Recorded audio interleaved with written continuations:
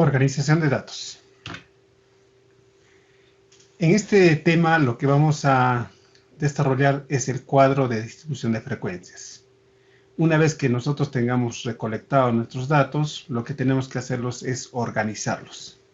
Entonces consiste en agrupar los datos en categorías mutuamente excluyentes, dando el número de observaciones en cada categoría. Por ejemplo, tenemos aquí un cuadro de distribución de frecuencias, en el cual vamos a tener intervalos, una cierta cantidad de intervalos, los cuales van a tener sus límites, límite inferior, límite superior de cada intervalo, ¿no?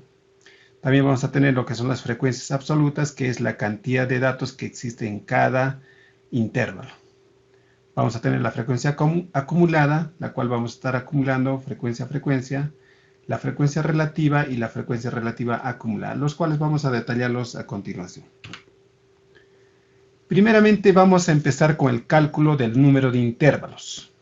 Para determinar este número de intervalos o clases tenemos dos fórmulas.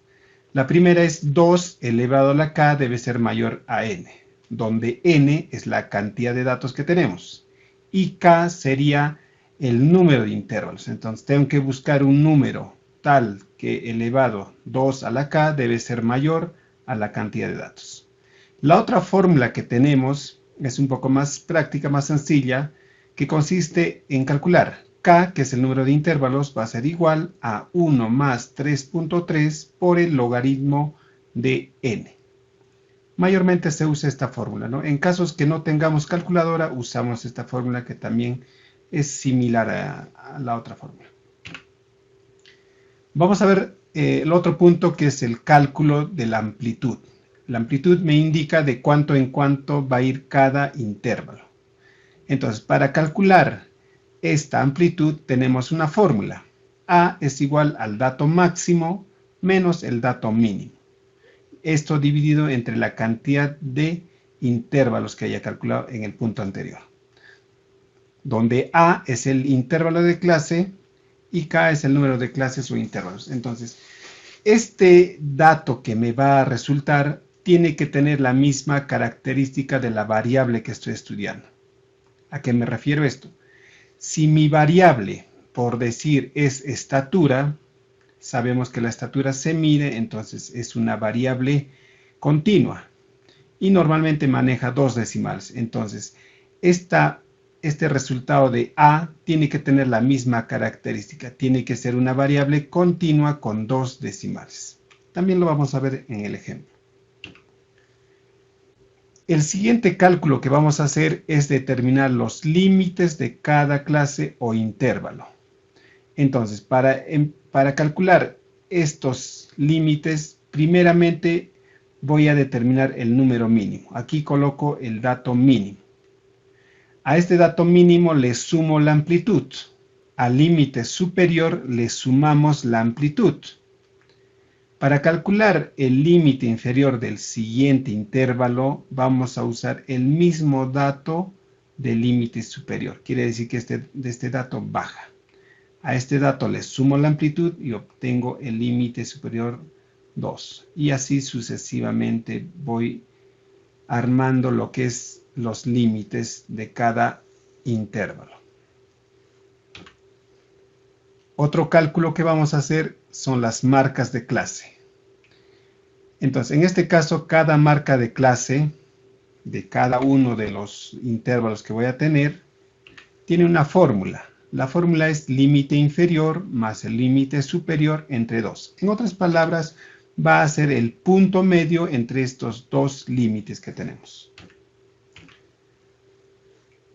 También vamos a calcular lo que son las frecuencias absolutas. Aquí me indica la cantidad de observaciones que hay en cada intervalo. Entonces, por decir, vamos a usar esta técnica de las tarjas para determinar. Entonces, ¿cuántos datos tengo en este primer intervalo, ¿no? Por decir, aquí tenemos, por ejemplo, 7 marquitas, entonces correspondería a 7. Aquí tenemos 3 marcas, entonces sería 3 datos que están en este intervalo, ¿no? Y así sucesivamente. Otro cálculo que se hace es las frecuencias relativas. Consiste en dividir la frecuencia absoluta entre la cantidad de datos que tenemos. Entonces, para cada frecuencia relativa vamos a calcular dividiendo la frecuencia absoluta entre la cantidad de datos que tenemos. Aquí hay una condición. La sumatoria de las frecuencias relativas siempre debe dar la unidad, ni más ni menos. Si no coincide, vamos a ver las técnicas de redondeo, ¿no? Cuándo yo tengo que redondear y cuándo tengo que dejar de redondear. Ya eso depende de mucho de los datos que tenga, ¿no? Entonces, para empezar este tema de lo que es el cuadro de distribución de frecuencias, lo vamos a hacer mediante un ejemplo. En este caso tengo edades de los estudiantes del quinto semestre de la Escuela Profesional de Ingeniería Civil, de la UANCB. En este caso, la variable sería edad. Recuerden que edad es una variable discreta que se representa mediante números enteros. Entonces aquí tenemos una cierta cantidad de datos. Tendríamos 2, 4, 6, 8, 10. En total tendría 20 datos. Entonces en base a estos 20 datos lo que vamos a hacer es el cuadro de distribución de frecuencias. Entonces vamos aquí. Vamos a calcular primeramente lo que es K. Para eso tenemos nuestra fórmula. En este caso vamos a usar esta fórmula, que sería K igual a 3.3 por logaritmo de n. Entonces, calculamos eso. ¿Cuántos datos tenemos? Según nuestros datos que tenemos aquí, tenemos 20 datos. Entonces, K va a ser igual a 1 más 3.3 por logaritmo de n, pero en este caso n es igual a 20 datos. Entonces, aplicando eso, tenemos. A ver, nos apoyamos con una calculadora. Sería 20 logaritmo. Esto multiplicado por 3.3 y le sumamos 1. Y me da como resultado 5.29. 5.29. Entonces, este resultado tenemos que aproximarlo a un número entero. Entonces yo no podría decir 5.29 intervalos, entonces tendría que decirlo en un número entero. Entonces, si redondeamos a un número entero, vemos el punto decimal que es 2, ¿no? Aquí tenemos 2, entonces no redondea, entonces nos quedaríamos con 5 intervalos. Entonces quiere decir que en nuestro cuadro vamos a tener 5 intervalos. Entonces vamos a tener intervalo 1, 2, 3, 4 y 5. Y este lo usamos para el total. Listo. Entonces, ya hemos armado la cantidad de intervalos que tenemos. Ahora lo que nos faltaría es la amplitud. Para la amplitud tenemos una fórmula. Si calculamos mediante esta fórmula, nos dice que es igual a dato máximo. ¿Cuánto es el dato máximo? Según los datos que tenemos, el dato máximo sería... A ver, analicemos, sería 26, dato máximo 26, 26 y 26. Menos el dato mínimo. El dato mínimo es 18, 17, ¿no? 17. Es solamente un ejemplo, ¿no? Entre la cantidad de intervalos que tengo, en este caso 5. Entonces hacemos ese cálculo. 26 menos 17. Me va a dar 9. Esto dividido entre 5 me da 1.8. Ese sería el resultado, 1.8. Pero recuerden que aquí la amplitud tiene que tener la misma característica que la variable. En este caso es una variable discreta, números enteros. Entonces esto lo tengo que aproximar a un número entero. En este caso es 1.8. Si lo quiero redondear a un número entero sería 2. Entonces la amplitud es 2. Entonces, con este dato ya podría empezar a armar lo que es el cuadro. El dato mínimo es el que se va a colocar en el límite inferior, el dato mínimo. Según nuestros datos, el dato mínimo es 17. Le ponemos un guión y a este dato mínimo le sumo la amplitud, que sería 2. Entonces sumaría 19. La primera alternativa que tenemos es siempre dejar el límite inferior cerrado y dejar abierto el límite superior. ¿Qué indica esto? De que aquí van a estar los datos desde 17 menores a 19.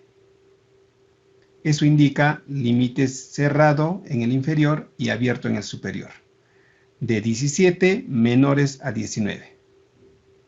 En el siguiente intervalo tendría que repetirse el 19 porque no está considerado en este primer intervalo, sino que el dato de 19 va a estar considerado en el segundo intervalo.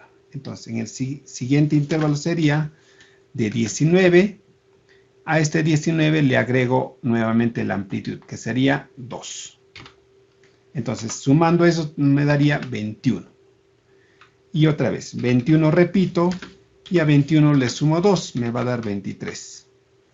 23 repito, y le sumo nuevamente 2, que sería 25.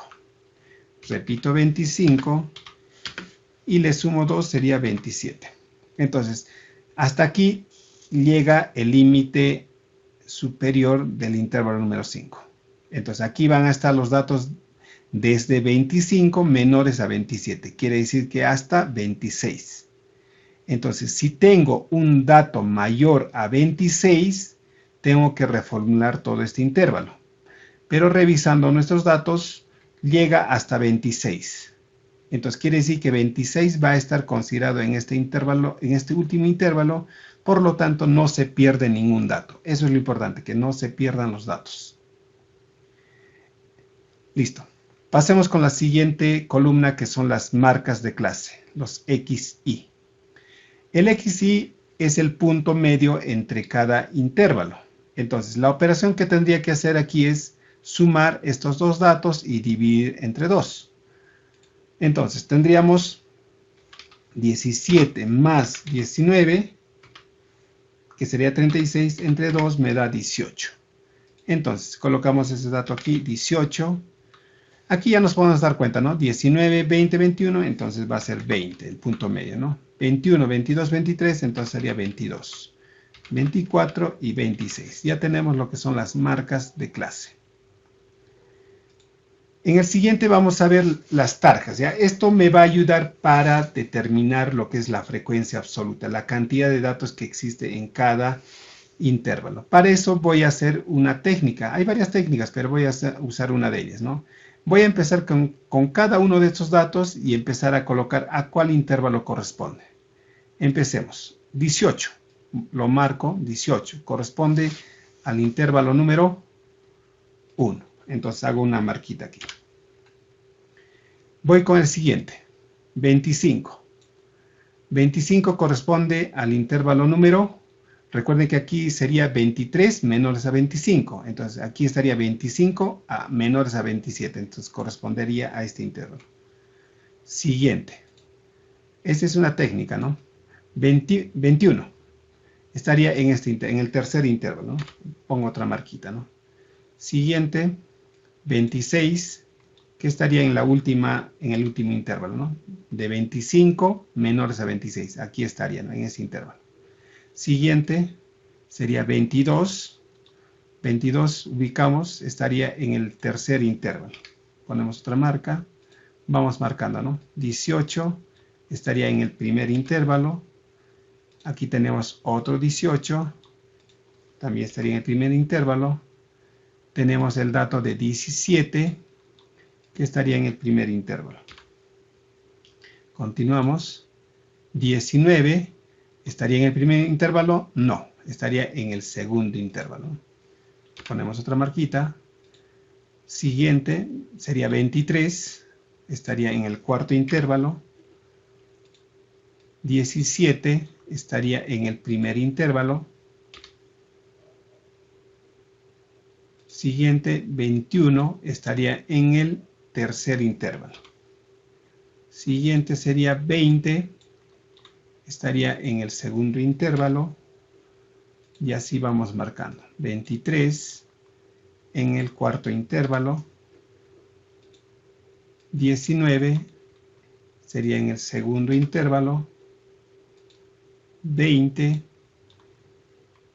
en el segundo intervalo. 22 estaría en el tercer intervalo. 18 estaría en el primer intervalo, ¿no? Hasta aquí ya hemos llegado a 5, este pasaría a ser el sexto, ¿no? Listo, entonces tenemos los dos últimos datos, que es 19, y el último dato, que también es 19. Entonces, ya hemos hecho el conteo. Ahora vamos a pasar a lo que es la frecuencia absoluta, que es la cantidad de datos en cada intervalo. En este caso tengo 6 datos. Aquí también tengo 6 datos. Aquí tengo 4 datos, 2 datos y 2 datos. Ahora, tenemos que sumar aquí. Tenemos que sumar todo esto y me tiene que dar la cantidad de datos que tengo. Recuerden que tengo 20 datos. Son 20 datos que tenemos aquí y aquí también tiene que sumar 20 datos. Sumamos, sería 12, 16, 18 y 20. Suma exactamente 20. Para el caso de la frecuencia absoluta acumulada, lo que vamos a realizar es, el primer dato copiamos tal como está, 6, 6. Para el siguiente dato, este dato que hemos ubicado, 6, lo sumo con el dato que viene. Vamos acumulando, por eso es el término de acumulado, frecuencia acumulada. Sería 12. Para el siguiente, ese 12 que he acumulado, le vuelvo a acumular con 4, que sería 16. El siguiente lo acumulo, 16 más 2 sería 18 y 18 más 2 sería 20. Entonces aquí hay una igualdad, ¿no?, entre estos dos datos. 20 igual a 20. ¿Sí? Listo. Vayamos a la siguiente columna, que corresponde a la frecuencia relativa. HI es la frecuencia relativa. En este caso lo que tenemos que realizar es una división. 6 entre 20. Frecuencia absoluta entre la cantidad de datos, que es 20. Entonces hacemos esa operación, lo voy a colocar aquí. 6 entre 20. Y me da como resultado 0.3. En este caso me está dando un valor exacto. Ahora vamos a verificar eso. 6 entre 20 me está dando 0.3 exactamente, ¿no? Entonces colocamos el valor de 0.3. Nuevamente, aquí sería igual, ¿no? 0.3 porque es 6 entre 20 también. En el siguiente sería 4 sobre 20. Calculamos 4 sobre 20. Y me da 0.2. 0.2. También calculamos 2 entre 20, que sería para el siguiente. Y me daría 0.1. 0.1. 0.1. Listo, ya tenemos calculadas las frecuencias relativas, pero recuerden que hay una condición. La condición me decía que la sumatoria de todas estas frecuencias relativas debe ser 1. Entonces sumemos, ¿no? 0.3 sería 0.6, 0.8, 0.9, 1.0, ¿no? Entonces, como resultado final aquí me da 1.0. Entonces, cumple la condición. La frecuencia relativa acumulada es el mismo procedimiento que se hace con la frecuencia absoluta acumulada. Entonces, el primer dato igual, 0.3 copio tal como es. Y este dato lo voy acumulando. 0.3 más 0.3 sería 0.6. Para el siguiente sería 0.6 más 0.2, 0.8. El siguiente sería 0.9 y al final me va a dar 1.0, que también es igual a la sumatoria de la frecuencia relativa. La última columna que vamos a colocar es el porcentaje. Entonces, para calcular este porcentaje, lo único que vamos a hacer es la frecuencia relativa. Esta frecuencia relativa la vamos a multiplicar, aquí la multiplicamos, por 100. Lo multiplicamos por 100. ¿Listo? Entonces, si calculamos, no es necesario usar una calculadora, simplemente mover el punto decimal, ¿no? En este caso, tengo 2 ceros, entonces 2 puntos decimales muevo, ¿no? Entonces sería 30%, ¿no? Aquí sería nuevamente 30%, 20%, y tendría 10% y 10%. Y finalmente, si sumamos todo esto, me va a dar el 100%. Listo, ya con esto estamos concluyendo lo que es el cálculo, el cuadro de distribución de frecuencias. En la videoconferencia vamos a realizar otro ejercicio, ¿no? Para que quede más claro este tema. Una vez calculado lo que es el cuadro de distribución de frecuencias, lo que tenemos que elaborar es el cuadro estadístico.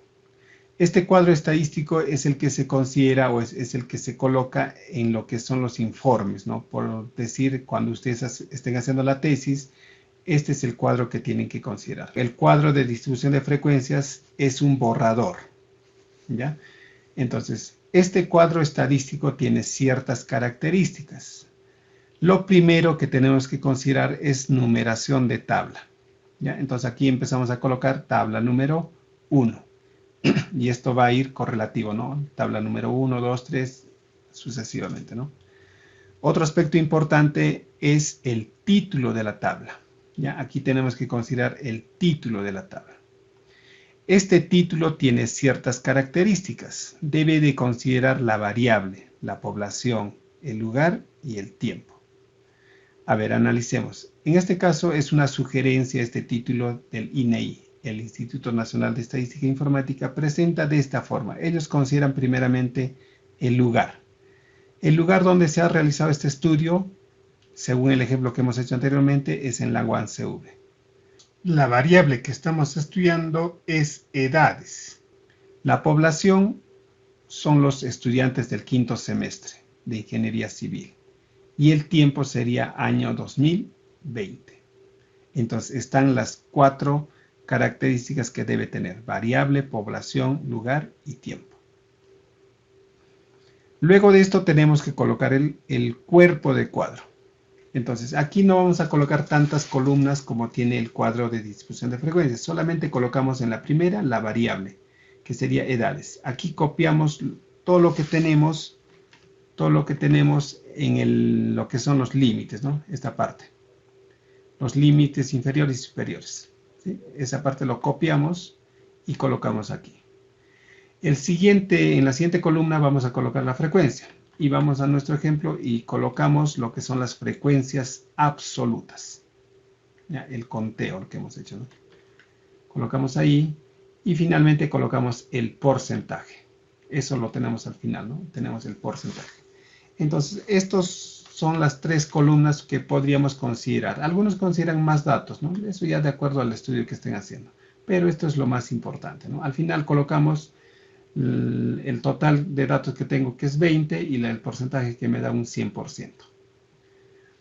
Al finalizar, hay datos importantes que también se debe considerar. Primero, lo que es fuente. Cuando hablamos de fuente, nos estamos refiriendo de dónde hemos obtenido estos datos. ¿Quién nos ha proporcionado estos datos, ¿no? ¿De dónde se ha obtenido? Aquí va el tema de las fuentes de información que hemos hecho en el tema anterior. ¿Hemos hecho observación directa o hemos usado lo que son fuentes secundarias? Entonces, hay que pensar eso, ¿no? Entonces, en este caso, vamos a asumir de que hemos hecho una encuesta y de ahí hemos sacado estos datos, ¿no? Hemos usado una ficha de observación. Entonces, de ahí hemos tomado estos datos, ¿no? Y lo último es elaboración. Elaboración quiere decir de quién está elaborando todo este cuadro.